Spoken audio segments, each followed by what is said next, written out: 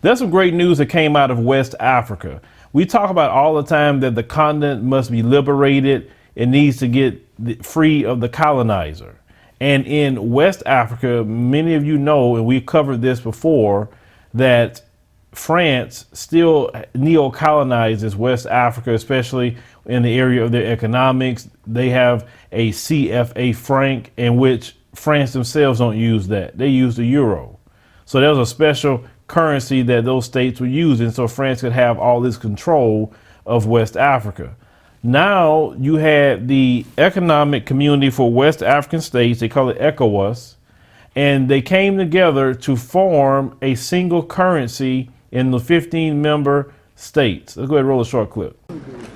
The Economic Community for West African States, ECOWAS, has adopted a single currency to be launched by 2020. The ECO was adopted in Abuja, Nigeria on Saturday at a meeting of the 50-member country regional bloc. Adoption of a single currency by the West African member states has been on the discussion table for 30 years. 8 of the 50-member countries use the CFA franc, which is pegged to the euro according to a fixed parity guaranteed by France, a former colonizer of the 8 countries. But analysts see this as a gamble risk. According to media reports, there was, quote, a real firm political will, end of quote, for the region to hastily achieve the single currency. Meanwhile, President Muhammadu Buhari has handed over chairmanship of the organization to President of the Niger Republic, Muhammadu Issoufou. This is a perfect move that they made, because you cannot have a unified Africa with all these different currencies. You must come together under one currency. You must come together under one national language and eventually come together with one president. You can have 54 different states, that's fine. And you can have your governors or whatever kind of leaders that you want to put in position. But I believe that the African Union should be the head where the president should be at. And then you guys vote on different things and do things on the continent. But you need to come together, because see, Muammar Gaddafi, that's what his dream was, to come together under one banner, no different than the United States is or any Western nation. Because as long as you're broken apart, as long as you have this currency, that language, all these different things going on, that's how you're taking advantage of. But if you're coming together as one, unified, like we talk about here, unity, unification is the strongest thing ever. Alone, they can be broken. But if you take those 15 states and put them together as one, it's hard to break them, right? So if they have this currency called the ECO, it's going to be coming out. The next step is to nationalize your natural resources. If you don't nationalize the natural resources, you're still going to have a problem with economics, okay?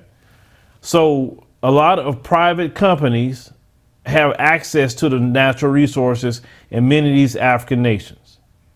And they're going to have to come up with a law underneath ECOWAS, at least start there, to say no company can have ownership of our diamond mines, gold mine, whatever else that we have.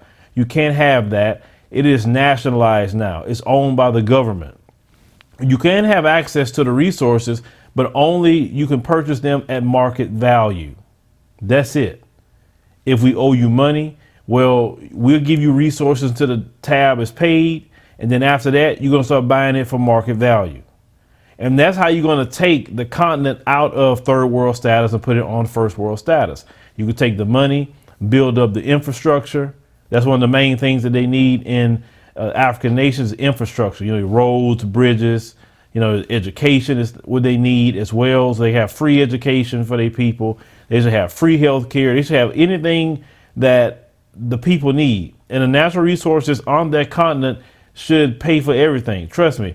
There's no reason why every African nation should not make money in the trillions every year. And I'm talking about all African nations, not just some of them, okay?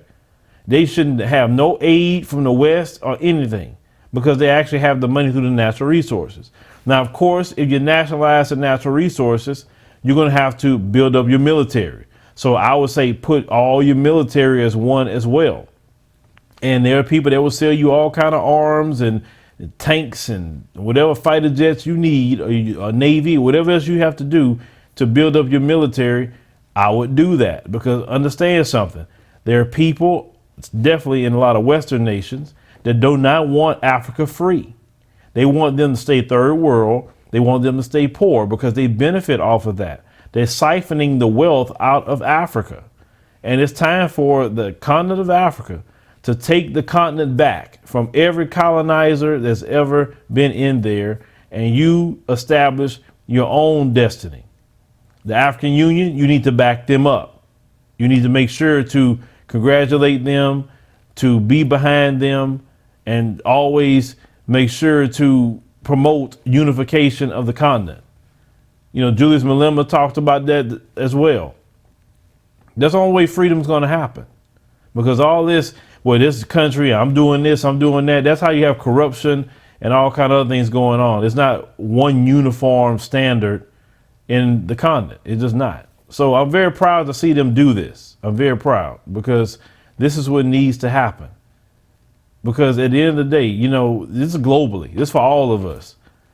You know, we're not always going to stay down. I'm talking about all of us here, whether it's America, whether you're in the continent, you're the Caribbean, whether you're in South America, Central America, wherever we're located in the four corners of the earth. We're not going to stay down forever, folks. We're not. Things are turning around every single day. And the people that's in leadership and the people that's ruling things, trust me, their days are numbered. It is numbered.